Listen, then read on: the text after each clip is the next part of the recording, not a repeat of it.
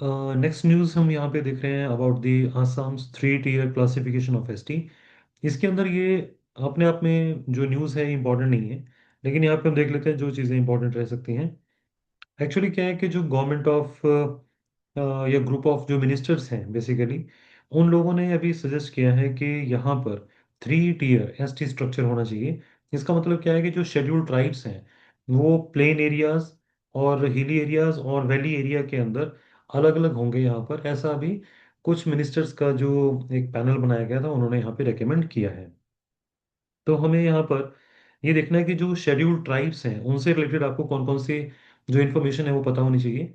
क्योंकि बहुत सारे एग्जाम्स के अंदर ना ये चीज़ें मैचिंग के अंदर आ जाती हैं कि कौन सा आर्टिकल किस पर्टिकुलर सब्जेक्ट के लिए इंपॉर्टेंट है या किससे जुड़ा हुआ है। तो यहाँ पर जैसे आप देख रहे हैं, जो हमारे पास आर्टिकल यहाँ देख रहे हैं आप, दैट इज 366, जो कि उसका जो सब क्लॉज है दैट्स 25। उसके अंदर ये बताया गया है कि जिन्हें शेड्यूल्ड ट्राइब हम किसे कहेंगे। जब भी हम किसी ट्राइब को शेड्यूल्ड ट्राइब बोलते हैं तो उसका मतलब होता है कि जो हमारा कॉन्स्टिट्यूशन है उसका आर्टिकल 342 है, उसके तहत जिन ट्राइब्स को वहाँ रिकग्नाइज किया गया है उन्हें ही हम शेड्यूल्ड ट्राइब बोलते हैं। तो आर्टिकल 342 क्या है यहाँ पे, इसको देखते हैं एक बार। यहाँ पर ये बहुत इंपॉर्टेंट है that president, very very important, जो प्रेसिडेंट हैं वही नोटिफाई करते हैं कि कौन सा ट्राइब या कौन सा ट्राइबल ग्रुप जिसे रिकग्नाइज किया जा सकता है एज अ शेड्यूल्ड ट्राइब। तो ये यूनियन टेरिटरी में भी हो सकता है, और यहाँ पर स्टेट्स के अंदर नेचुरली और यूनियन टेरिटरीज में हम इसे रिकग्नाइज करते हैं। लेकिन जो प्रेसिडेंट है उससे पहले वो गवर्नर से इसके बारे में एक बार बात करते हैं। और एक बार यहाँ पर जैसे एनी लेटर इंक्लूजन और removal from this ST list can be done only by the parliament. याद रखिए, अगर किसी जो हमारे पास शेड्यूल्ड ट्राइब्स की एक लिस्ट बनी हुई है, क्योंकि उसी लिस्ट के मुताबिक इनको रिजर्वेशन दी जाती है, इन ट्राइबल ग्रुप्स के में से यदि किसी ट्राइब को अगर हमने उस लिस्ट में से निकालना है तो वो पार्लियामेंट के थ्रू होगा, ये याद रखिएगा। यहाँ पर सिर्फ सिंपली एक एग्जीक्यूटिव नोटिफिकेशन नहीं होगी। तो इसका मतलब क्या हुआ कि अगर यहाँ पर प्रेसिडेंट हैं वो नोटिफाई कर सकते हैं, प्रेसिडेंट नोटिफाई करते हैं किसी ट्राइब को इंक्लूड करने के लिए गवर्नर के, मतलब एक बार सहमति या गवर्नर से कंसल्ट करने के बाद। लेकिन जब किसी ट्राइब को हमने निकालना है तो उसमें से पार्लियामेंट की अप्रूवल या पार्लियामेंट के थ्रू लॉ बनेगा। यहाँ पे सिंपल नोटिफिकेशन से काम नहीं चलेगा। तो आपको ये चीज याद रखनी है, 342 और जो 36625 आपने पढ़ा है ये इससे जो जुड़े हुए हैं। तो आपको ये दोनों इंपॉर्टेंट है और इसको आपको पता होना चाहिए। नेक्स्ट न्यूज़ है about the WHO guidelines on the use of GLP-1। यहाँ पर आपने याद रखना है, WHO जो भी कई रिकमेंडेशंस देता है, चाहे वो पॉल्यूशन से रिलेटेड हो या कभी कोई खास पर्टिकुलर ड्रग से रिलेटेड वहाँ पे कोई इंफॉर्मेशन हो सकती है, तो आपको ना इसके बारे में जो नोट डाउन कर लेना चाहिए। अभी क्या है कि WHO ने गाइडलाइंस अपनी इशू की हैं about the glucagon like peptide 1 weight loss therapies. Actually क्या है कि वर्ल्ड में बहुत सारी जगह पर अब नई तरह की ड्रग्स को यूज किया जा रहा है, जिसके तहत हम जो ओबेसिटी है उसको हम काउंटर कर रहे हैं या टैकल कर रहे हैं वहां पर। तो जो GLP-1 है, GLP-1 क्या है, एक इसी तरह की थेरेपी है जिससे हम ओबेसिटी को ट्रीट कर रहे हैं। तो आपको इसमें याद रखना है, इसमें आपको जो इस तरह की इंफॉर्मेशन की ज़रूरत नहीं है, ये आप मतलब इसको यहाँ पे क्रॉस कर सकते हैं। देन आफ्टर जो WHO या GLP-1 गाइडलाइंस हैं उसमें इनको अंदर जाके पढ़ने की ज़रूरत भी नहीं है। इसमें सिर्फ आपको बताओ व्हाट इज़ ओबेसिटी। ओबेसिटी यानी कि मोटापा। तो जो बॉडी मास इंडेक्स है, BMI बोलते हैं उसे, WHO के मुताबिक जो BMI है अगर किसी पर्सन का 30 या इससे ज़्यादा है तो दैट मीन्स ही और she can be considered as obese, यानी कि उसे मोटापे की एक श्रेणी में रखा जा सकता है।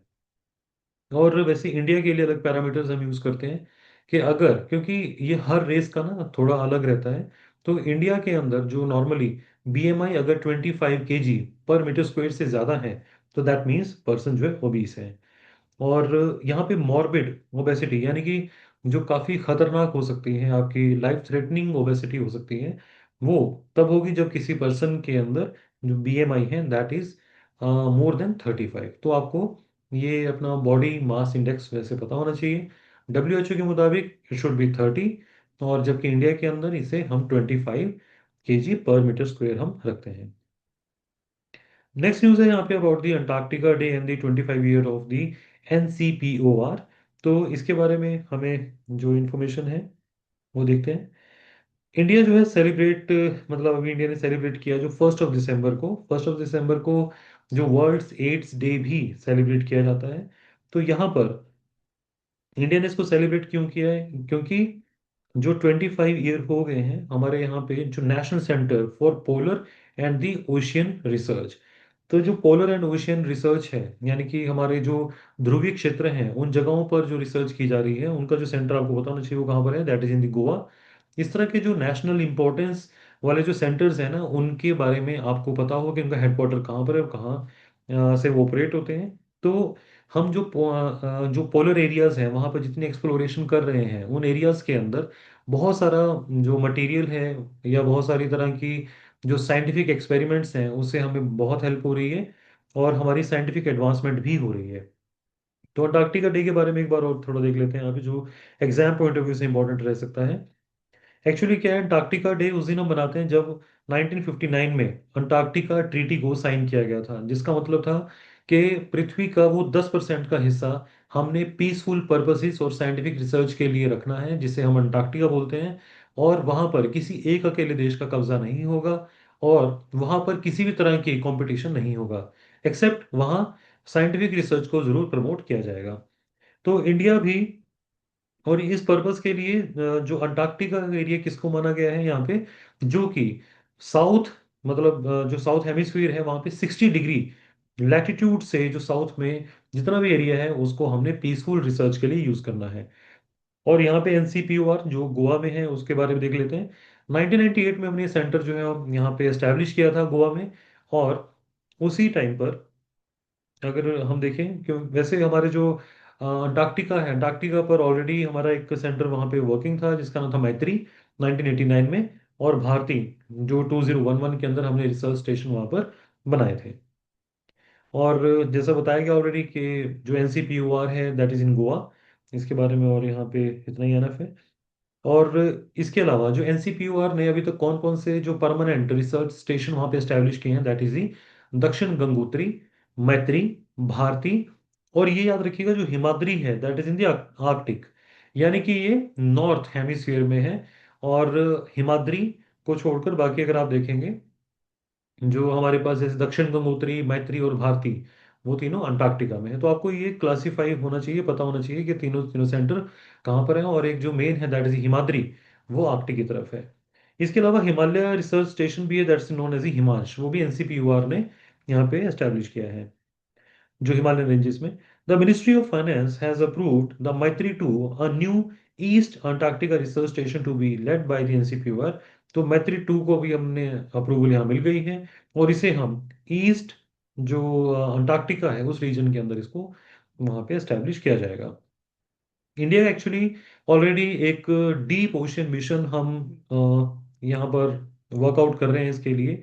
और डीप ओशन मिशन में जो ओशन है उसके फ्लोर पर पड़े हुए पॉली मेटालिक नोड्यूल, जहाँ से हमें कोबाल्ट, निकल, आयरन, ये चीज़ें मिल सकती हैं। और आने वाले टाइम की जो ज़रूरतें हैं हमारे, जैसे आजकल इलेक्ट्रिक व्हीकल्स की डिमांड बढ़ गई है, तो वहाँ पर ये जो रिसोर्सेज हैं जो हमें ओशन फ्लोर से मिलेंगे वो इम्पोर्टेंट रोल प्ले कर सकते हैं।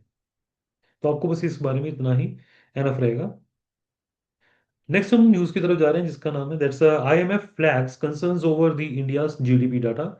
जो इंडियन, याद रखिए इंडियन सिनेरियो के अंदर जो GDP है, GDP किसको बोलते हैं आप इसको थोड़ा सा अगर ब्रॉडर लेवल पे समझेंगे, देखिए इसकी जो GDP की टेक्निकल डेफिनेशन है वो अलग है। वो उसके अलावा अगर मैं इसकी नॉर्मल, मैं एक आपको ब्रॉड एस्पेक्ट में इसकी समझाऊं तो GDP का मतलब होता है कि इंडिया के अंदर एक साल के अंदर आखिरकार कितना ज्यादा हमने यहाँ पे प्रोडक्शन किया है। तो कितने, मतलब मॉनेटरी टर्म्स में यहाँ पर बात हो रही है। तो बेसिकली जो IMF है, इंटरनेशनल मॉनेटरी फंड है, ये एक इंटरनेशनल ऑर्गेनाइजेशन है।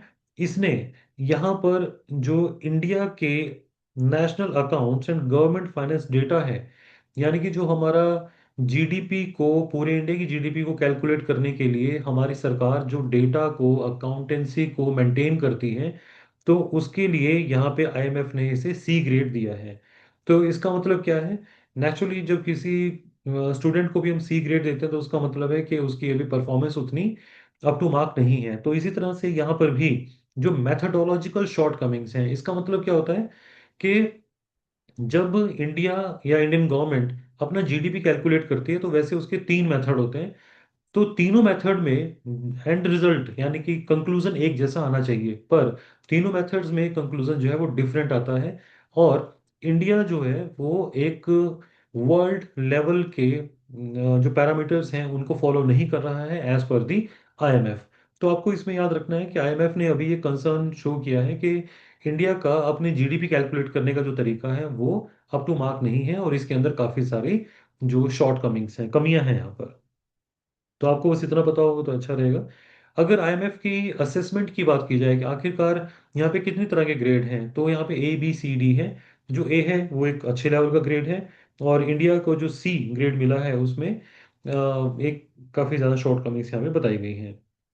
यहाँ पे एक वीकनेस क्या है बेसिकली, जिस तरह से अगर हम कभी किसी पर्सन की ग्रोथ को चेक करना चाहें, लेट्स से अगर आप अपने ऊपर भी देखें कि लास्ट ईयर आपकी मॉनेटरी टर्म्स में वैल्यू कितनी थी, आपके बैंक बैलेंस कितना था, तो और इस साल कितना है, तो हम किसी एक पर्टिकुलर ईयर को बेंचमार्क अगर मान लेते हैं कि मैं उस एक पर्टिकुलर ईयर से आज कितना ज़्यादा आगे डेवलप हो चुका हूँ, एडवांस हो चुका हूँ, तो इसी तरह उसको, उस पर्टिकुलर ईयर को बोलते हैं बेस ईयर।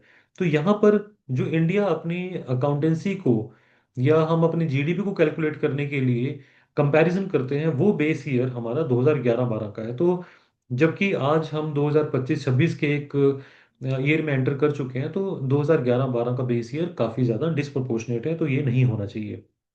इसी तरह से यहाँ पर जो डिफ्लेशन मेथड्स हैं जिसके अंदर हम जो होलसेल प्राइस इंडेक्स है या सिंगल डिफ्लेशन है या प्रोड्यूसर प्राइस इंडेक्स को हम यूज़ नहीं कर रहे हैं, तो आपको इसमें क्या याद रखना है मोटे तौर पे अभी, क्योंकि ये इकोनॉमी की टर्म्स हैं, अभी आप इसके अंदर नहीं जाएं। सिंपली आपको current affair point of view से याद रखना है कि इंडिया अपने यहाँ पर डब्ल्यूपीआई को यूज़ करता है कि कितनी महंगाई है भारत के अंदर।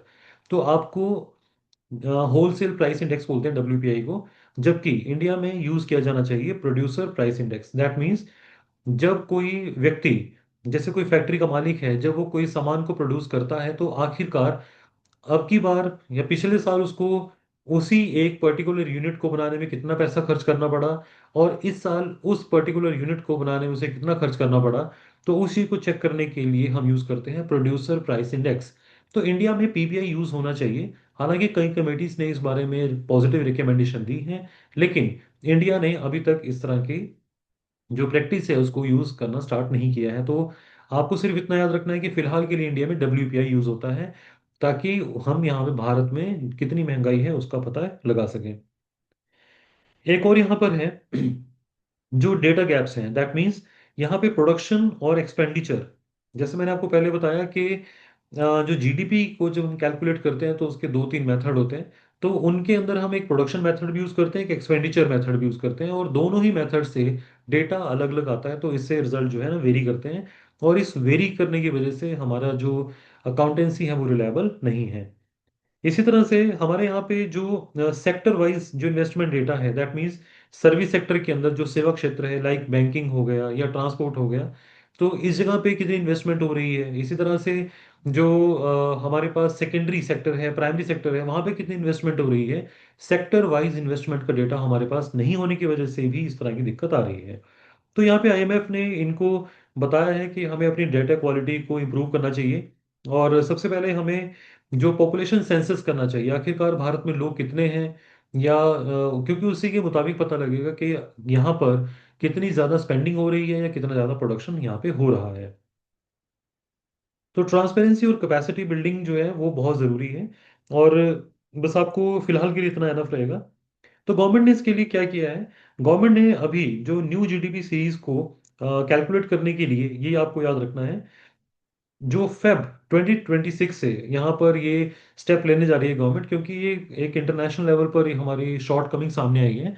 तो इसीलिए आपको याद रखना है कि गवर्नमेंट ने अब अपना बेस ईयर जो है वो 2022-23 यूज किया करेगी।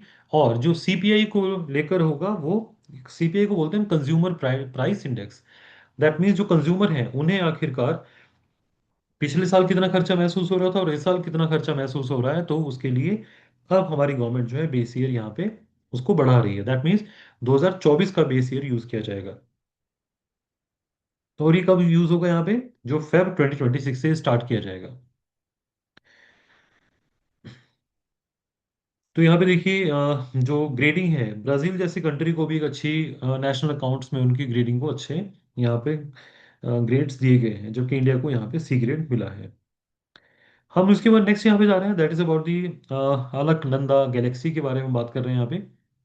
जो रिसर्चर्स हैं, ये रिसर्चर्स कहाँ पर हैं, दैट इज इन दी, जो इस न्यूज़ से जुड़े हुए हैं, दैट इज इन जो national centre for radio astrophysics Tata institute of fundamental research, that is इन पुणे। इन्होंने अभी एक स्पाइरल गैलेक्सी जिसका नाम है अलकनंदा, उसको यहाँ पर आइडेंटिफाई किया है, उन्होंने डिस्कवर किया है इसे। और इसके बारे में और यहाँ पे क्या क्वेश्चन हो सकता है आपके लिए, वो देख लेते हैं।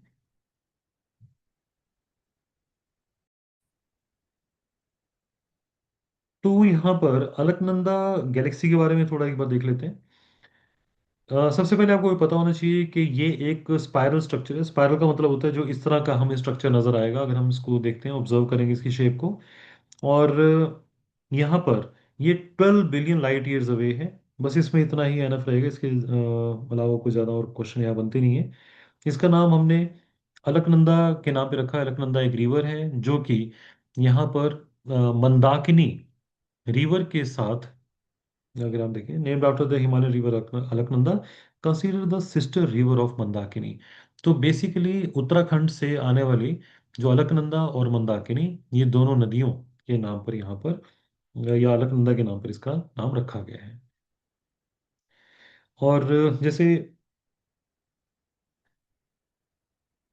मंदाकिनी जो एक रिवर है, उसके नाम पर पहले हमारी जो गैलेक्सी है जिसमें हमारा सोलर सिस्टम है उसका नाम है मिल्की वे या मंदाकिनी। और अब ये नई गैलेक्सी हमें मिली है, इसका नाम हमने यहाँ पे अलकनंदा रखा है। तो जैसे हमारी मंदाकिनी की सिस्टर है अलकनंदा, इसी तरह से मिल्की वे की सिस्टर का नाम हमने रखा है अलकनंदा गैलेक्सी। इसके अलावा और यहाँ पे इंपॉर्टेंट नहीं है, इसको हम छोड़ सकते हैं। नेक्स्ट इज इम्पॉर्टेंट इंफॉर्मेशन है यहाँ पे, जो संचार साथी ऐप है। पहली बात यहाँ पे, जब भी कभी ऐप अगर आती है न्यूज़ में तो आपको वो पढ़नी चाहिए, वो किसने लॉन्च की है, उसका पर्पस क्या है, और उसका कोई टारगेट वगैरह है तो आपको पता होना ज़रूरी है। तो डिपार्टमेंट ऑफ टेलीकम्युनिकेशन, जैसे कि आप जानते हैं संचार का मतलब होता है एक कम्युनिकेशन। तो डिपार्टमेंट ऑफ कम्युनिकेशन ने ये अभी नोटिफिकेशन जारी की थी कि संचार साथी ऐप न्यू फोन्स के अंदर वहाँ पे मतलब मैंडेटरी होगी। संचार साथी ऐप एक जो सिटीजन सेंट्रिक प्लेटफॉर्म पे डिज़ाइन की गई है, और साइबर फ्रॉड से बचने के लिए इसको यहाँ पर डेवलप किया गया था। लेकिन बाद में होता क्या था कि जो कई लोगों का जो फ़ोन है वो जब चोरी हो जाता है या कहीं पर वो मिसप्लेस हो गया, गुम गया, तो ऐसे में या सस्पिशियस एक्टिविटीज़ हो रही हैं तो फ़ोन को ट्रैक करना इजी हो जाता है संचार साथी ऐप की मदद से। लेकिन पहले ये वॉलंटरी थी, बाद में गवर्नमेंट ने नोटिफिकेशन की कि इसे मैंडेटरी किया जाएगा। लेकिन जब लोगों ने इसको एक प्राइवेसी के एंक्रोचमेंट माना तो गवर्नमेंट ऑफ इंडिया ने इसको दोबारा से फिर यहाँ पे वॉलंटरी कर दिया है। दैट मीन्स लोगों को अगर ये चाहिए होगी तो लोग इसको यूज़ कर सकते हैं, अगर नहीं चाहिए तो इसको अनइंस्टॉल किया जा सकता है। अदरवाइज पहले बीच में ये कह दिया गया था कि जो नए हैंडसेट्स आएंगे उनके अंदर इस ऐप का होना मैंडेटरी होगा और इसे आप डिलीट नहीं कर पाएंगे। यहाँ पर एक फीचर है गाइस, इसमें याद रखिएगा चक्षु।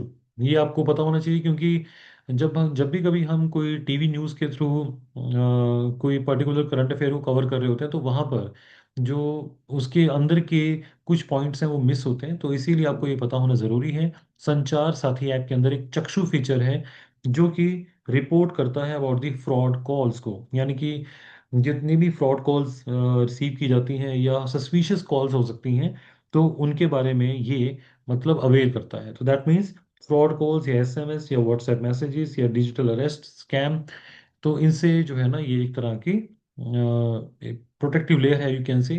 तो चक्षु फीचर यहाँ पे संचार साथी ऐप के अंदर इनबिल्ट है। इसी तरह से ये ऐप इंटरनेशनल जो कॉल्स आती हैं, आप लोगों ने भी कभी ना कभी एक्सपीरियंस किया होगा। तो इंटरनेशनल कॉल्स को ये जिसके सामने +91 नंबर होता है, लेकिन वो इंटरनेशनल कहीं और से हमें कॉल की जा रही है, उनके बारे में भी अवेयर करती है। तो ओवरऑल हम कह सकते हैं दैट ये ऐप काफ़ी ज़्यादा इंपॉर्टेंट है। बट यहाँ पर कुछ लोगों का मानना है कि digital personal data protection act 2023 के तहत जो ये डेटा कलेक्ट कर रही है वो एक प्रकार से हमारी प्राइवेसी का हनन है, तो ये नहीं होना चाहिए। नेक्स्ट न्यूज़ है अबाउट दी एक्सरसाइज एक्यूवरीन। एक्यूवरीन का जो 14th एडिशन, जब भी कभी कोई एक्सरसाइज आप पढ़ते हैं तो अगेन जो मेजर पॉइंट्स हैं आपको पहले भी बताए गए हैं कि कौन कौन से पॉइंट्स आपको याद रखने चाहिए। तो जैसे हम इसमें देख रहे हैं एक्सरसाइज एक्यूवरीन क्या है। तो एक्यूवरीन बेसिकली यहाँ पे देखिए जो 14th एडिशन हुआ है इसका, इंडियन आर्मी और मालदीवियन जो नेशनल डिफेंस फोर्स है, और ये कहाँ पर की गई है, तिरुवनंतपुरम केरला। तो हम जब शॉर्ट नोट्स बना रहे होंगे तो उसमें लिखेंगे 14th, उसके आगे Indian army plus Maldivian army ऐसे लिख लीजिए। और एक्वरीन का मतलब होता है that is known as the friends. Actually क्या है कि मालदीव की जो लैंग्वेज है, जैसे इंडिया में अगर हिंदी बोलते हैं तो इसी तरह से मालदीव के अंदर धिवेही बोलते हैं वहां पर। तो धिवेही में एक्वरीन का मतलब होता है फ्रेंड्स। तो बेसिकली ये इंडिया की और मालदीव की जो डिफेंस फोर्सेस ने 14th जो एक्सरसाइज थी दैट वाज कमेंस्ड इन दी थिरुवनंतपुरम केरला। इसके अलावा और कुछ इसमें जरूरत नहीं है। यहाँ पर हम कुछ की बायलेटरल एक्सरसाइज के बारे एक और देख लेते हैं। एक ओवरिन और एक होती है that's Ekatha, along with the trilateral exercise such as Dosti. एक और एक्सरसाइज है यहाँ पे दोस्ती, जिसके अंदर हम इंडिया, श्रीलंका और मालदीव तीनों यहाँ पर एक्सरसाइज करते हैं। इसमें कुछ यहाँ पे हिस्टोरिकल फैक्ट्स अगर आप याद रख सकें तो ये इंपॉर्टेंट हो सकता है कि ऑपरेशन कैक्टस जो है 1988 में मतलब इंडिया ने यहाँ पे मदद की थी अपना मालदीव के लिए। और इसमें और कुछ आप बाकी छोड़ सकते हैं। नेक्स्ट न्यूज़ है about the India reelected to the IMO council. जो आईएमओ है वो क्या है, दैट्स इंटरनेशनल मैरीटाइम ऑर्गेनाइजेशन। तो इंडिया अभी यहाँ पे री इलेक्ट किया गया है। जब भी कभी इंडिया कोई इंटरनेशनल ऑर्गेनाइजेशन में री इलेक्ट होता है या कोई जगह पे प्रेसिडेंट या वाइस प्रेसिडेंट बनता है, तो आपको उस पर्टिकुलर ईयर के लिए वो चीज़ें याद रखनी ज़रूरी हैं। ये एग्जाम्स के लिए बहुत फिट करंट अफेयर्स माने जाते हैं। तो आपको इसमें कैटेगरी बी में याद रखना है कि जो हमें री इलेक्ट किया गया है that is in the category B. इसका मतलब कैटेगरी बी कौन सी है, जो countries with a major seaborne trade interest, यानी कि वो कंट्रीज इसके अंदर कैटेगरी बी में आती हैं जो कि सी यानी कि समुद्री यातायात और समुद्री जो व्यापार है उसके अंदर जो काफ़ी ज़्यादा पार्टिसिपेट करती हैं, उस उन कैटेगरीज या उन कंट्रीज की लिस्ट को हम बोलते हैं दैट्स दी कैटेगरी बी। तो हमें ये 2026-27 के लिए री इलेक्ट किया गया है यहाँ पे। और आईएमओ की जो काउंसिल है, आईएमओ की काउंसिल का मतलब है जो ये इस तरह के डिसीजन लेते हैं। यहाँ पे 40 मेंबर्स हैं इसके अंदर, जिन्हें कैटेगरी ए बी सी में डिवाइड किया जाता है। और यही लोग मेनली डिसीजन लेते हैं जो 40 मेंबर्स हैं। तो इन 40 मेंबर्स में कैटेगरी बी में इंडिया को सिलेक्ट किया गया है, ये आपको याद रखना चाहिए। आईएमओ क्या है, आईएमओ बेसिकली एक स्पेशलाइज एजेंसी है, not that much important, United nation के अंडर काम करती है। और ये ग्लोबल स्टैंडर्ड्स जो है वो यहाँ पे सेट करती है कि जो अथॉरिटी है या शिपिंग इंडस्ट्री से जुड़े हुए जो फ्रेमवर्क हैं उनके बारे में बताती है। आपके लिए इम्पोर्टेंट क्या है एग्जाम के लिए, 1948 में ये बनी थी। और बाद में यानी कि उस समय पर इसका नाम था that was a intergovernmental maritime consultative organisation, लेकिन बाद में इसे यहाँ पे इसका जो आज नाम है आईएमओ वो 1982 में रखा गया था। अभी इसके 176 मेंबर हैं, ये याद नहीं रखना है आपने। और यहाँ इंडिया जो मेंबर है इसका 1959 से है, बस इतना इंपॉर्टेंट हो सकता है। तो जहां मैं इनमें सर्कल किया है मैंने वो चीज़ इंपॉर्टेंट है, बाकी आप बिल्कुल छोड़ सकते हैं। यहाँ पर एक चीज याद रखिएगा, जो आईएमओ है वो पॉलिसीज को एनफोर्स नहीं करता है, यानी कि जो पॉलिसीज ने बना दी जरूरी नहीं है कि इसको ये लागू करवा ही दे हर जगह पर। तो जो लागू इसके द्वारा सजेस्ट की गई जो पॉलिसीज हैं उनको अपने अपने देश में लागू करवाने की जिम्मेदारी नेशनल गवर्नमेंट्स की है, यानी कि मेंबर स्टेट्स की है, ये याद रखना है आपने। तो बस ये तो सजेस्ट कर सकता है। उसके बाद आपको जैसे मैंने बताया, इनका आजकल प्राइमरी कंसर्न क्या हो गया है कि जो एटमॉस्फेयर या जो हमारे सी रूट्स पर जो पॉल्यूशन है उसको कंट्रोल करना, और किसी तरह के भी जो सेफ्टी मेजर्स जो ज़रूरी हैं हमारे एक व्यापार के लिए, उनको भी यहाँ पर अप्लाई करना। तो आईएमओ से जुड़ी इंफॉर्मेशन ये फिलहाल के लिए इंपॉर्टेंट है। नेक्स्ट न्यूज़ है the new nuclear frontier in space. United States has announced an ambitious plan under its Lunar Fission Surface Power Project to deploy a small nuclear reactor on the moon by early 2030। यानी कि वैसे तो late है काफ़ी, but फिर भी इसके बारे में थोड़ा सा जान लेते हैं यहाँ पे हमारे लिए क्या इंपॉर्टेंट हो सकता है। एक्चुअली क्या है कि नासा का एक जो प्रोग्राम है जिसका नाम है आर्टेमिस। आर्टेमिस प्लान के मुताबिक, या आर्टेमिस जो प्रोग्राम है उसमें एक कॉलोनी को डेवलप करने का प्लान है यहाँ। जैसे सबसे पहले मून के ऊपर उसको वहाँ पे डेवलप करेंगे। तो आर्टेमिस को आपने ऐसे याद रखना है, लेकिन वहाँ पे जो एनर्जी चाहिए होगी, जो भी वहाँ रहेंगे लोग, उन्हें एनर्जी भी चाहिए होगी। उसके लिए वहाँ पर एक छोटा जो स्मॉल न्यूक्लियर रिएक्टर जो है वहाँ एस्टेब्लिश किया जाएगा। तो उस रिएक्टर से कंटिन्यूस एनर्जी मिलेगी और वहाँ रहना थोड़ा सा आसान होगा। तो ये प्लान है अभी इनका। इसके अलावा अ, इसमें देख लेते हैं जो इम्पोर्टेंट होगा।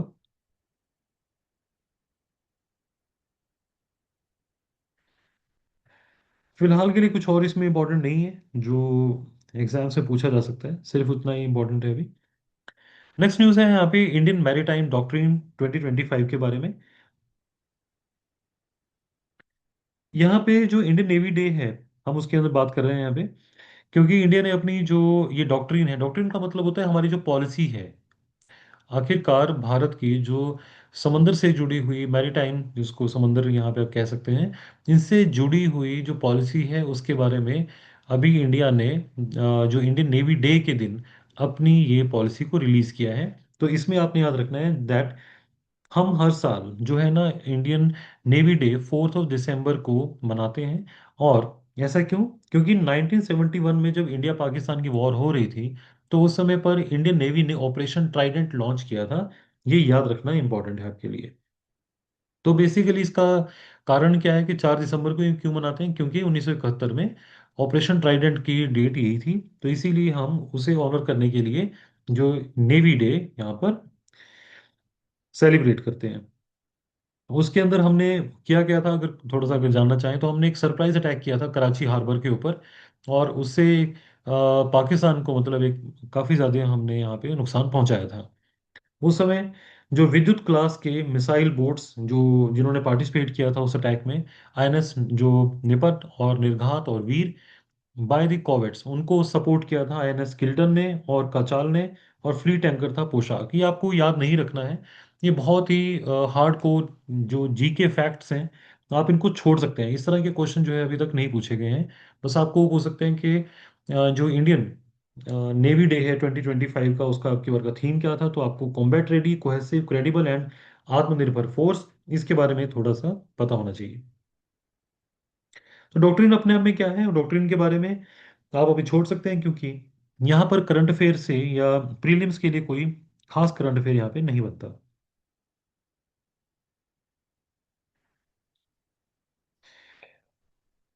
इसके बाद हम यहाँ बात कर रहे हैं that's a fully accessible route bonds के बारे में, जिसे हम एफ आर बॉन्ड्स बोलते हैं। एक्चुअली क्या है कि एफ पी आई, इसे समझने के लिए थोड़ा सा सिर्फ आपको जब आप एफ पी आई या एफ ए आर के बारे में पर्टिकुलरली समझ आते हैं ये चीज़ें क्या हैं, तभी ये करंट अफेयर आपको समझ आ सकता है। लेकिन फिलहाल के लिए आपको ये समझना है इसमें जो एफ ए आर है, that means he fully accessible जो रूट है, उसका मतलब क्या होता है? रिजर्व बैंक का ये फ्रेमवर्क है, यानी कि रिजर्व बैंक का एक मैकेनिज्म है जिसे हमने 2020 में मतलब स्टार्ट किया था, जिसके तहत इंडियन गवर्नमेंट के द्वारा जारी की जाने वाली जो बॉन्ड्स हैं, या जिन्हें हम सिक्योरिटीज कह सकते हैं, यानी कि पेजेस होते हैं वो एक तरह के, वो गवर्नमेंट पेजेस वो दे देती है लोगों को, और लोगों से उन पेजेस के बदले में कुछ समय के लिए पैसा उधार ले लेती है गवर्नमेंट। तो एक प्रकार से ये इन्वेस्टमेंट कही जाती है, क्योंकि लोगों को उस चीज पे ब्याज या इंटरेस्ट मिलता है। तो आपने इसमें फिलहाल थोड़ा सा समझना है इसको कि गवर्नमेंट ऑफ इंडिया जो सिक्योरिटीज या जो मैंने बॉन्ड्स या पेजेस की बात कर रहा हूँ, वो फॉरेनर्स भी ले सकते हैं। तो उसे हम बोलते हैं फुली एक्सेसिबल रूट। तो ये 2020 में स्टार्ट किया गया था, और इसके तहत जो फॉरेन में रहने वाले लोग हैं या कंपनीज हैं, वो भारत के अंदर एफपीआई, एफपीआई का मतलब होता है फॉरेन पोर्टफोलियो इन्वेस्टमेंट, यानी कि अगर कोई विदेशी पर्सन भारत में किसी कंपनी के 10% से कम शेयर खरीद रहा है तो उसे बोलते हैं हम एफपीआई। मैं अगेन बोल रहा हूं यहाँ पर, अगर मान लीजिए भारत में रिलायंस एक इंडस्ट्री है, और विदेश में जो एलन मस्क हैं, वो भारतीय रिलायंस कंपनी के अगर 10% शेयर खरीद रहे हैं तो इसका मतलब उसे बोला जाएगा एफडीआई। अगर वो 10% से कम शेयर खरीद रहे हैं रिलायंस इंडस्ट्रीज जो इंडिया में है, तो उसे कहा जाएगा एफपीआई। तो यहाँ एफपीआई के तहत जो विदेशी लोग हैं वो भारत के गवर्नमेंट के द्वारा जारी किए गए बॉन्ड्स को खरीद सकते हैं। ये उससे संबंधित है, सिर्फ आपको इतना याद रखना है।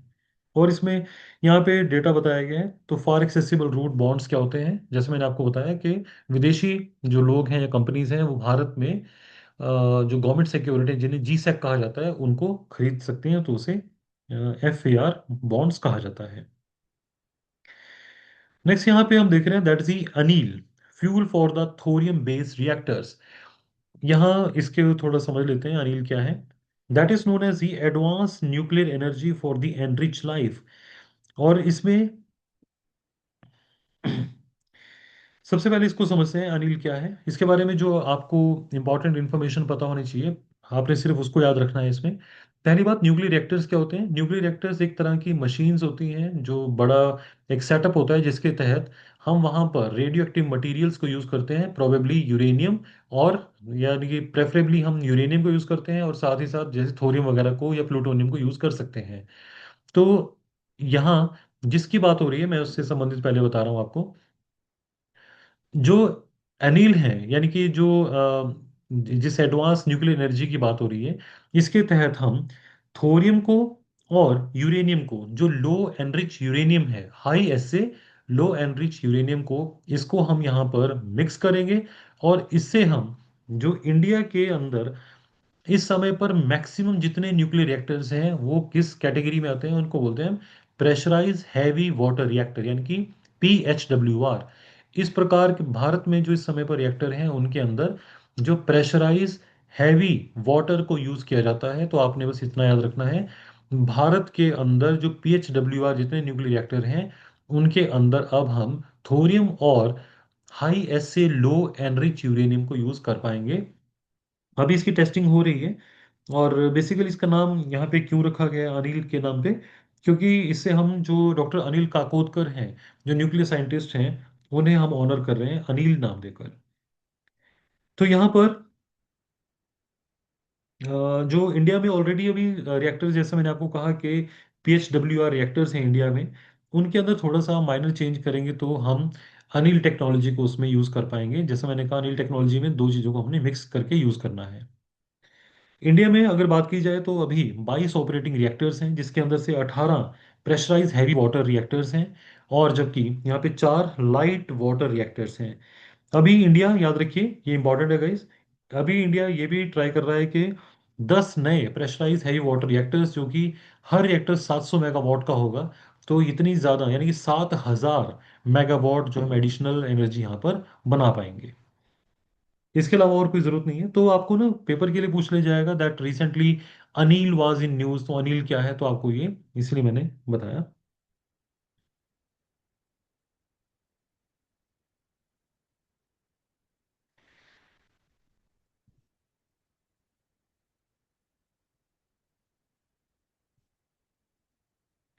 बाकी इसमें जो थोरियम बेस्ड न्यूक्लियर रिएक्टर्स होते हैं उसके बारे में थोड़ा सा बता देता हूँ। जिन रिएक्टर्स के अंदर हम, वैसे जो नॉर्मल रिएक्टर्स होते हैं उसके अंदर यूरेनियम 235 यूज किया जाता है, रेडियो एक्टिव मटीरियल होता है ये, और या प्लूटोनियम 239 यूज किया जाता है। जबकि जो थोरियम 232 जहां पर यूज किया जाता है उन्हें हम बोलते हैं थोरियम बेस्ड न्यूक्लियर रिएक्टर। जैसा कि यूरेनियम और प्लूटोनियम होता है, या ये इस तरह के आप कह सकते हैं कि इनके एटम इस तरह का होता है कि अगर आपने इसके ऊपर न्यूट्रॉन को हिट किया, यूरेनियम के ऊपर या प्लूटोनियम के ऊपर, तो ये जो है ना टूट जाते हैं, और छोटे छोटे जो है ना, यहाँ पे इसको हम बोलते हैं न्यूक्लियर फिशन। जबकि थोरियम के अंदर ऐसा नहीं होता। थोरियम के ऊपर इस तरह का हम जो है ना अटैक नहीं करते हैं किसी न्यूट्रॉन का। तो इसीलिए जो थोरियम होता है वो फिसाइल नहीं होता, यानी कि वो टूटता नहीं है इस तरह से। तो इसीलिए उसके साथ हमें ब्लेंड करना पड़ता है यूरेनियम 235 या यूरेनियम 233 या प्लूटोनियम, ताकि न्यूक्लियर रिएक्शन को स्टार्ट किया जा सके। ये स्टेटमेंट आपको इसलिए याद रखनी है क्योंकि पेपर के अंदर वहां पर असर्शन या रीजनिंग के क्वेश्चन हो सकते हैं, या आपको वहां पर क्लैरिटी होनी चाहिए कि ये स्टेटमेंट क्या है। तो थोरियम जो अपने आप में विखंडनीय नहीं है, यानी कि फिसाइल नहीं है, वो अपने आप से चेन रिएक्शन स्टार्ट नहीं कर सकता। आप अगर उसके ऊपर न्यूट्रॉन का अटैक करेंगे तो वो स्टार्ट नहीं होगा। तो इसीलिए थोरियम को स्टार्ट करने के लिए हमें उसके साथ जो प्लूटोनियम या यूरेनियम को वहां पे रखना पड़ता है, ताकि एक बार वो प्रोसेस जो है ना स्टार्ट की जा सके। एडवांटेज क्या है, क्योंकि थोरियम को फिर हमें फायदा क्या है इसका, थोरियम का। थोरियम जो है वो जितना वर्ल्ड के अंदर यूरेनियम है उससे 3-4 गुना ज्यादा इसकी अवेलेबिलिटी है। और दूसरा, इंडिया के अंदर थोरियम बहुत ज्यादा है। जिस एक सैंड के अंदर ये मिलता है उसे हम बोलते हैं मोनाजाइट सैंड बोलते हैं। ये भी क्वेश्चन आता है गाइस। मोनाजाइट सैंड जो है इंडिया के कोस्टल एरिया में काफी ज्यादा है, और वहां से हम थोरियम जो है निकाल सकते हैं, और थोरियम हमारे लिए बहुत बहुत ज्यादा यूजफुल है। तो इंडिया, ऑस्ट्रेलिया और यूएसए में थोरियम की जो एक अवेलेबिलिटी है वो काफ़ी ज़्यादा है। इसमें ये ज़्यादा इंपॉर्टेंट नहीं है फैक्ट जो मैंने आपको बताया। मोनाजाइट, मोनाजाइट सैंड जो है इंपॉर्टेंट है।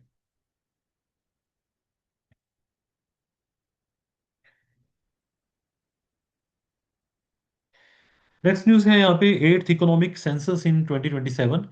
तो यहाँ पर इकोनॉमिक सेंसस क्या है, जिसके अंदर हम एक कंप्लीट काउंट करते हैं ऑफ ऑल द एस्टेब्लिशमेंट्स, यानी कि हर उस एक फैक्ट्री का, हर उस एक जगह का जहां पर प्रोडक्शन की जा रही है या डिस्ट्रीब्यूशन किया जा रहा है गुड्स का या सर्विस का, not for the purpose of the sole consumption, जहाँ पे वो अपने लिए प्रोड्यूस नहीं कर रहे हैं, यानी कि मार्केट में चीज़ों को बेचने के लिए जहाँ जहाँ पर प्रोड्यूस किया जा रहा है, वो हर उस एक एस्टेब्लिशमेंट का, फैक्ट्री का, यूनिट की हमें हमें काउंटिंग करनी है। तो आपको ये पता होना चाहिए ये लोगों की काउंटिंग नहीं है। और ये एट्थ टाइम हम ऐसा कर रहे हैं, 2027 में इसको शुरू करेंगे। और ये फर्स्ट जो इस तरह के सेंसस हुए थे दैट वाज कंडक्टेड इन 1977। और उस समय पर या अभी भी जो इसे कौन सी मिनिस्ट्री कंडक्ट करवाएगी, ministry of statistical and programme implementation. और उसके तहत एक हमारी ऑर्गेनाइजेशन है जिसका नाम है एनएसओ, नेशनल स्टैटिस्टिक्स जो ऑफिस है वो, और directorate of economic and statistics जो है वो, ये तीनों मिलकर यहाँ, या दोनों मिलकर, एनएसओ और डीईएस मिलकर ये एट्थ जो इकोनॉमिक सेंसस है उनको कंडक्ट करने वाले हैं 2020 से।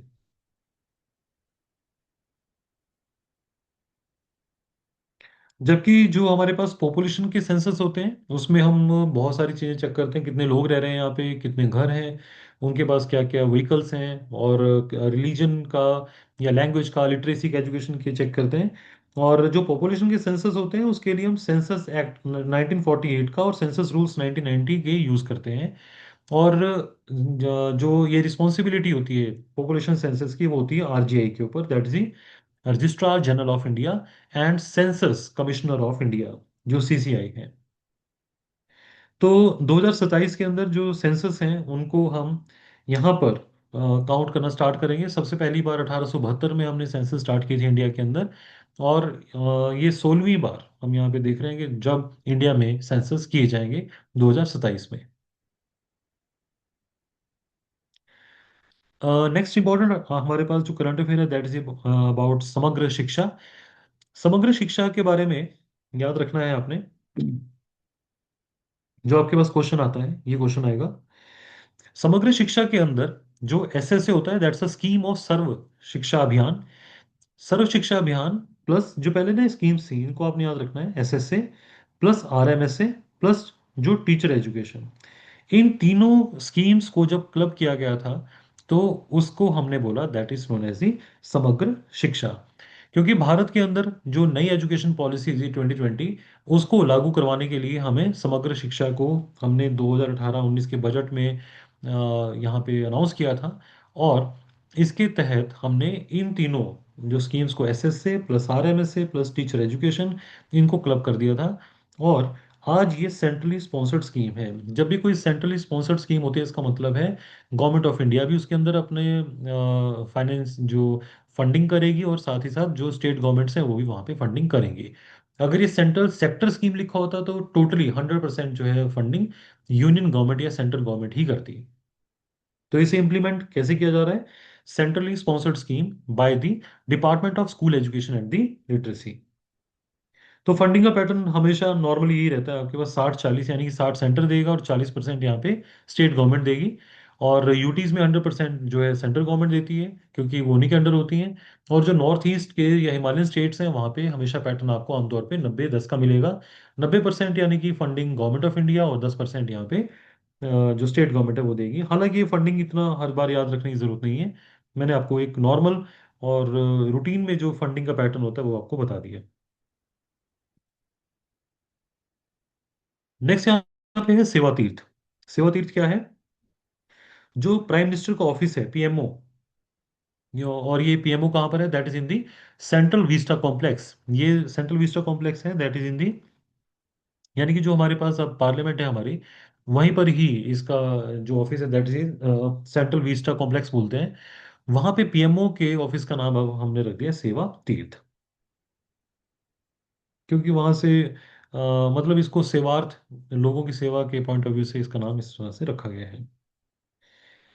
थैलेसीमिया, थैलेसीमिया के बारे में आपको जो कुछ इन्फॉर्मेशन होनी चाहिए वो हम बात कर लेते हैं यहाँ पे। याद रखना है आपने गाइस, जो थैलेसीमिया है वो एक इनहेरिटेड जेनेटिक डिसऑर्डर है। दैट मीन्स ये एक पीढ़ी से दूसरी पीढ़ी तक, एक जनरेशन से दूसरी जनरेशन तक ये चला जाता है, क्योंकि ये जेनेटिक है। और इसके अंदर होता क्या है, जहाँ पे बॉडी प्रोड्यूस करती है इनसफिशिएंट हीमोग्लोबिन। हाँ, क्योंकि हमारी बॉडी के अंदर अगर एक हीमोग्लोबिन की अमाउंट है वो सफिशिएंट रहेगी, तो हमारी रेस्पिरेशन नॉर्मल रहेगी, ऑक्सीजन की लेवल ओके रहेंगे, एनर्जी हमारे अंदर ठीक प्रोड्यूस होगी। तो थैलेसीमिया के अंदर जो हीमोग्लोबिन है वो वहाँ पे प्रोड्यूस नहीं हो पाता, क्योंकि जो हीमोग्लोबिन है दैट इज दी प्रोटीन। यहाँ पे जो ग्लोबिन या हीमोग्लोबिन का जो पोर्शन है, प्रोटीन पोर्शन है RBCs के अंदर, वो मतलब ये जो हीमोग्लोबिन है, जब यही नहीं होगा तो वहाँ पे ऑक्सीजन कैरी नहीं कर पाएगा। ऑक्सीजन नहीं होगी तो एनीमिया, यानी कि आप कह सकते हैं कि जो बॉडी है प्रॉपर फंक्शन नहीं कर पाएगी। आपको थैलेसीमिया के टाइप्स पता होने चाहिए। एक होता है अल्फा थैलेसीमिया, जिसके अंदर जो हीमोग्लोबिन की ना दो चेन्स होती हैं। जो अगर मैं टेक्निकल जाऊं तो हीमोग्लोबिन की दो चेन्स को बोलते हैं अल्फा एंड बीटा। तो आपने याद रखना है, जब यहाँ पे अल्फा थैलेसीमिया है, इसका मतलब है हीमोग्लोबिन की अल्फा चेन या तो नहीं है या कम है, उसको उसकी वजह से होने वाले थैलेसीमिया को अल्फा बोलते हैं। बीटा थैलेसीमिया में बीटा चेन कम होगी, एब्सेंट होगी। बेस्ड ऑन सिवियरिटी इसकी अलग हम काउंट करते हैं कि इसके बारे में नहीं है आपको जानने की ज़रूरत है, क्योंकि सिवियरिटी या स्पेशल नेम टाइप्स के ऊपर, जैसे कूले एनीमिया है या हाइड्रोप्स फैटेलिस है, इनके बारे में जानने की ज़रूरत नहीं है। सिंपली आपको पता होना चाहिए जो थैलेसीमिया है वो एक जेनेटिक डिसऑर्डर है, और वो RBC या हीमोग्लोबिन प्रोडक्शन के साथ जुड़ा हुआ एक डिसऑर्डर है, और ये एक जनरेशन से दूसरी जनरेशन तक जो ट्रांसमिट हो सकता है। इसके अंदर जो पर्सन होगा उसके अंदर क्या लक्षण होंगे? वो एनीमिक होगा, यानी कि उसका अंदर खून की कमी होगी। खून की कमी होगी तो नेचुरली उसके अंदर एनर्जी कम होगी। तो फटीग यानी कि थकावट जल्दी हो जाएगी, वीकनेस होगी, शॉर्टनेस ऑफ ब्रेथ होगी, और जो स्किन है वो पेल होगी, येलो येलो होगी। नेक्स्ट यहाँ पे हम देख रहे हैं international cheetah day. International cheetah day जो है 4 दिसंबर को मतलब मनाया जाता है अब। और क्योंकि इंडिया में प्रोजेक्ट चीता की प्रोग्रेस के लिए हमने ऐसा रखा है। और international cheetah day designated by the American zoologist doctor Laurie Marker, जो founder of the cheetah conservation fund. उन्होंने मतलब काफ़ी सपोर्ट किया जो प्रोजेक्ट चीता के अंदर। तो इसीलिए उनके ऑनर में हम यहाँ पर ये इंटरनेशनल चीता डे जो है सेलिब्रेट करते हैं। जो प्रोजेक्ट चीता के बारे में अगर हम यहाँ देखते हैं, 2022 में हमने इंडिया के अंदर जो 70 साल से इंडिया में चीता एक्सटिंक्ट हो चुके थे उनको दोबारा भारत में हमने रीइंट्रोड्यूस किया 2022 में। और यहाँ पे प्रोजेक्ट टाइगर के अंतर्गत, याद रखिए चीता को प्रोजेक्ट टाइगर के अंदर हमने रखा था, ठीक है। तो यहाँ पे world largest inter continental translocation हमने की थी जब हमने इंटरनेशनली चीताज को यहाँ पर इंडिया में रीलोकेट किया था। और रिलोकेट कहाँ किया था? यहाँ पर मध्य प्रदेश के अंदर कूनो, जो नेशनल पार्क है, अगर आप यहाँ देखें कूनो नेशनल पार्क, जिसके अंदर हम क्या लेकर आए थे यहाँ पे, 8 जो चीता है वो नामीबिया से, और 12 जो हमने साउथ अफ्रीका से ये चीता यहाँ पर मंगवाए थे। सो अगर हम दिसंबर की बात करें तो इंडिया के अंदर लगभग 32 चीता हैं, और उसके अंदर अभी मतलब इंक्लूडिंग जो 21 born in the country. Next news है about the world soil day, जो 5 दिसंबर को मनाते हैं। और यहाँ पे आपने याद रखना है, ये बेसिकली फाओ, जो फूड एंड एग्रीकल्चर ऑर्गेनाइजेशन है ऑफ द यूनाइटेड नेशन की, उन्होंने उन मतलब वो सेलिब्रेट करते हैं। और इस अब की बार का जो थीम है, याद रखना है, ये पेपर में आते हैं चीज़ें, that is a healthy soil for the healthy cities.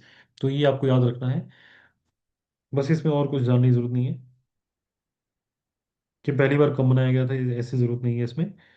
हालांकि भारत में भी हम बहुत ज़्यादा एफर्ट कर रहे हैं अभी, जो गवर्नमेंट ऑफ इंडिया ने सॉइल हेल्थ जो कार्ड स्कीम लॉन्च की थी, जिसके तहत भारत में मतलब हम अपनी जो मिट्टी की हमारी क्वालिटी है उसको किसान पहले एक बार चेक कर लें, और उसके मुताबिक जिस चीज़ की कमी है उस चीज़ की ही कमी को पूरा किया जाए। तो that was a soil health card scheme. इसी तरह से भारत में प्रधानमंत्री कृषि सिंचाई योजना या वाटरशेड प्रोग्राम है, तो इनमें भी हम जो सोइल को प्रोटेक्ट करने की कोशिश कर रहे हैं। हाल ही में एक और इम्पॉर्टेंट न्यूज़ है, that is about the depreciation of the Indian rupees. That means जो इंडिया का रुपया है वो कमज़ोर होता जा रहा है, यानी कि एक डॉलर को अगर हम एक तरफ रखते हैं तो दूसरी तरफ हमें 90 रुपये 43 पैसे के आसपास हमने मतलब रखने पड़ेंगे। ये अब तक का सबसे हाई टाइम लो देखने को मिल रहा है इंडियन रुपीस के मामले में। तो बेसिकली ऐसा क्यों हो रहा है? क्योंकि जो अ, देखिए, एक वैसे जब भी कभी हमारा रुपया कमज़ोर होता है ना, तो आपने सीधे एक बात याद रखनी है, जब भी डॉलर के मुकाबले हमारा रुपया कमज़ोर होने का मतलब है कि एक डॉलर को बराबर हमें ज़्यादा पैसे रखने पड़ रहे हैं। तो इससे ना एक फ़ायदा ये होता है कि हमारे जो एक्सपोर्ट है वो बढ़ जाते हैं, यानी कि व्यापार बढ़ जाता है हमारा। जो फॉरेन के लोग हैं वो अपने डॉलर का प्रयोग करके भारत की काफ़ी सारी चीज़ें मतलब वो खरीद सकते हैं। इसका आप सिंपली मतलब ये समझ सकते हैं, जब वो बहुत सारी चीज़ें खरीद पाएंगे तो नेचुरली हमारे यहाँ से एक्सपोर्ट बढ़ जाएंगे उन लोगों की खरीदारी की डिमांड को पूरा करने के लिए। तो यानी कि जब भी कभी डेप्रिसिएशन होता है तो उसका एक फ़ायदा ये रहता है। बट जो बच्चे इंडिया में रह रहे हैं और फॉरेन में पढ़ रहे हैं, तो जब उनको फीस देनी पड़ती है तो ज़्यादा पैसे कन्वर्ट करवाने पड़ते हैं फॉरेन इंस्टीट्यूट्स में, कॉलेजेस में, यूनिवर्सिटीज़ में फ़ीस को भरने के लिए। जब भी कभी इंटरनेशनली आप लोग ट्रैवल करते हैं तो उस समय पर भी आपको जब आप यहाँ से डॉलर्स लेकर जाते हैं कहीं विदेश में घूमने के लिए, तो आपको यहाँ पर बहुत सारे पैसे खर्च करने पड़ेंगे उन डॉलर्स को प्राप्त करने के लिए। तो इसीलिए यहाँ पर इसके पॉजिटिव नेगेटिव रहते हैं, लेकिन ये फिर भी कंपैरेटिवली माना जाता है कि किसी कंट्री के अगर करेंसी डेप्रिशिएट हो रही है, उसकी डिवैल्यू हो रही है, यानी कम डेप्रिसिएशन अगर उसमें हो रहा है, तो वो ठीक नहीं है। तो जैसे मैंने आपको बताया, एक्सपोर्ट्स बूस्ट होंगे, रेमिटेंसेस वैल्यूज वगैरह बढ़ जाती हैं। यानी कि जो एनआरआईज हैं, जब एनआरआईज को पता लगता है कि डॉलर जो वहाँ विदेशों में कमा रहे हैं वो अ, उसकी वैल्यू बढ़ गई है, तो इसीलिए वो डॉलर्स को इंडिया में भेजना भी स्टार्ट कर देते हैं कि ताकि उतने ही डॉलर्स की यहाँ पे काफ़ी सारी चीज़ें आ जाएं। तो आपको ये ना क्वेश्चन हो सकता है कि what may be the positive of the Indian rupee depreciation. तो बूस्ट किसको मिलेगा? एक्सपोर्ट्स को। जो रेमिटेंसेस वैल्यू, रेमिटेंसेस का मतलब है जो विदेशी लोग या एनआरआई जो लोग हैं वो फॉरेन में जो पैसा कमा रहे हैं या डॉलर्स में जो पैसा कमा रहे हैं, वो लोग इंडिया में यहाँ पर ज़्यादा पैसा भेजना स्टार्ट कर देते हैं। और यहाँ पे डोमेस्टिक प्रोडक्शन पुश भी मिलता है, क्योंकि जब एक्सपोर्ट्स बढ़ जाएंगे तो नेचुरली हमारी फैक्ट्रीज को ज़्यादा प्रोड्यूस करना पड़ेगा, इससे डोमेस्टिक प्रोडक्शन भी बढ़ जाती है। हालांकि जब हमें विदेशों से जो चीज़ें सामान मंगवाना है, जैसे हमें पेट्रोल मंगवाना पड़ता है, दालें मंगवानी पड़ती हैं, तो उसके लिए ज़्यादा पैसे चुकाने पड़ेंगे, क्योंकि डॉलर हमें अरेंज अगर करने हैं तो ज़्यादा पैसे देने पड़ेंगे उन डॉलर्स को प्राप्त करने के लिए। तो इंटरनेशनल जो सामान हमने इंपोर्ट करना है वो महंगा हो जाएगा। इसी तरह से जो हमने उधार अभी तक लिया हुआ था, विदेशी बैंकों से लिया है, विदेशी सरकारों से, तो जब हमें वो चुकाना पड़ेगा तो हमें ज़्यादा डॉलर्स, उतने डॉलर्स लेने के लिए ज़्यादा पैसे खर्च करने पड़ेंगे, इसीलिए हायर डेट सर्विस बोलते हैं इसे। यानी कि एक प्रकार से जो अपना उधार लिया हुआ है उसको चुकाने के लिए ज़्यादा पैसे खर्च करने पड़ेंगे हमें। इसी तरह से रिस्क ऑफ कैपिटल फ्लाइट, तो लोगों को, जिन विदेशी लोगों ने भारत में पैसे लगा रखे हैं, इन्वेस्टमेंट की हुई है, उन्हें लगता है कि जो गवर्नमेंट है वो इतना अच्छा परफॉर्म नहीं कर रही है, इसीलिए तो पैसा डेप्रिशिएट हो रहा है। तो हो सकता है उनके मन में ये डाउट आ जाए कि अपना पैसा हम यहाँ से हटाकर किसी और कंट्री, जो जहाँ पे सिक्योर है सारा सिस्टम, वहाँ पर वो अपना इन्वेस्टमेंट लेकर जा सकते हैं। तो कैपिटल फ्लाइट का मतलब है कि जो फॉरेनर इन्वेस्टर्स हैं उनका कॉन्फिडेंस जो है इंडिया में कम हो सकता है, और वो अपना पैसा यहाँ से निकाल के किसी और कंट्री में लेकर जा सकते हैं। तो ये भी एक अच्छी बात नहीं है। और इसी तरह से हमारे जो बैलेंस ऑफ ट्रेड के अंदर अगर हम देखें, या करंट अकाउंट डेफिसिट्स वगैरह भी बढ़ जाते हैं, तो ये थोड़ा सा टेक्निकल टर्म्स हैं, ये सिंपली अगर आप डायरेक्टली याद रख लेंगे तो भी ठीक है, नहीं तो कोई ऐसा इशू नहीं है। और बस इतना इसमें एनफ रहेगा। तो डोमेस्टिक डिमांड यहाँ बढ़ सकती है, जो विदेशों से आने वाला सामान है वो अगर जब इंडिया में महंगा मिलना शुरू होगा, जो क्योंकि इंपोर्ट महंगे हुए, तो हो सकता है कि भारत के लोग वो चीज़ें ना खरीदें। तो राइट टू, नेक्स्ट हम यहाँ पे देख रहे हैं डिस्कनेक्ट बिल। एक प्राइवेट बिल की तरह इसे जो है पेश किया गया है। याद रखिए दो तरह के बिल होते हैं, अगर हम मेजरली देखें कि होते हैं गवर्नमेंट बिल और एक होते हैं यहाँ पे प्राइवेट बिल। गवर्नमेंट बिल यानी कि सरकार के द्वारा या सरकार के मंत्रियों द्वारा जो बिल्स को पार्लियामेंट में रखा जाता है उन्हें हम बोलते हैं गवर्नमेंट बिल। उनके अलावा अगर सरकार के यानी कि जो मंत्री हैं उनके अलावा अगर कोई और बिल कोई भी रखे, चाहे वो उन्हीं की पार्टी का पर्सन हो लेकिन वो मंत्री नहीं है, तो भी उसे हम प्राइवेट बिल कंसीडर करेंगे। तो आपने याद रखना है, प्राइवेट बिल जो है उसे लोकसभा के अंदर, ये जो particular right to disconnect bill है यहाँ पर लोकसभा के अंदर रखा गया है, इसको भी इंट्रोड्यूस किया गया है।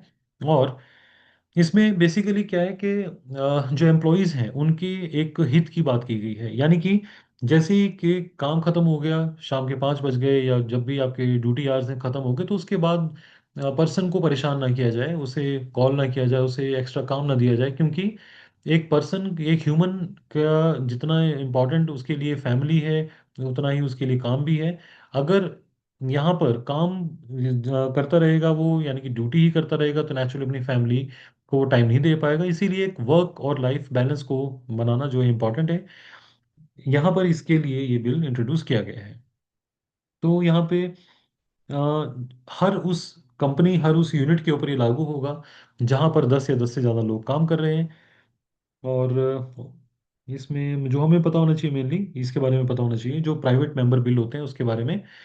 यहाँ पर जैसे मैंने आपको बताया कि जो मिनिस्टर नहीं है, जब कोई इस तरह का बिल यहाँ पेश किया जाता है उसको बोलते हैं प्राइवेट मेंबर बिल। और इसमें आपको याद रखना है ये चीज़, जो प्राइवेट मेंबर्स के बिल होते हैं उन्हें हम हर फ्राइडे, यानी कि which are taken up on the Fridays, seldom make it to the passage, याद रखना है आपने अगेन। आमतौर पे इन्हें जो है ना फ्राइडेज के ही टाइम दिया जाता है, क्योंकि गवर्नमेंट के ज़्यादा बिल होते हैं तो गवर्नमेंट को ज़्यादा टाइम दिया जाता है अपने बिल पेश करने का, जबकि इन्हें हम फ्राइडे तक का टाइम देते हैं। याद रखिए इंडिपेंडेंस यानी कि जब से भारत आज़ाद हुआ है तब से सिर्फ अभी तक 14 ही ऐसे बिल को यहाँ पर पेश किया गया है। और 1970 के बाद तो कोई प्राइवेट मेंबर बिल आज तक पास भी नहीं हुआ है। तो यानी कि इसका मतलब ये है कि जो प्राइवेट मेंबर बिल रखे जाते हैं उनके पास होने के चांसेस बहुत कम होते हैं। नेक्स्ट न्यूज़ हम यहाँ पे देख रहे हैं, that is about the exercise Harimau Shakti. तो हैरीमाऊ शक्ति ये इंडिया और मलेशिया की मिलिट्री एक्सरसाइज है हैरीमाऊ शक्ति, और ये 5th एडिशन है, 5वीं बार हो रहा है राजस्थान में। तो आपको बस एरिया, एक लोकेशन पता होनी चाहिए, और एडिशन कौन सा है, और किस किस कंट्री के बीच में है, और नेवी की है, आर्मी की है, या एयरफोर्स की है, वो भी याद रखना है इसमें। और इंडियन आर्मी और मलेशियन आर्मी की है, सिंपल। इसमें ऑब्जेक्टिव्स वगैरह याद रखने की ज़रूरत है सच नहीं है। तो गाइस इस सेशन के लिए जो करंट अफेयर हैं वो एनफ हैं, और आई होप आपको जो जो पॉइंट्स मैंने कहे हैं सिर्फ आप उतना याद रखें। जितना आप इनके छोटे बिल्कुल क्रक्स नोट्स तैयार कर लेंगे उतना आपके लिए अच्छा रहेगा। और इनको बार बार आप रिवाइज जरूर करें। जब भी आप कोई करंट अफेयर पढ़ते हैं तो इसी तरह से उसको, इतनी सी इन्फॉर्मेशन को आप याद रखें, इससे ज़्यादा इन्फॉर्मेशन की आपको ज़रूरत नहीं है। Okay guys, thank you so much.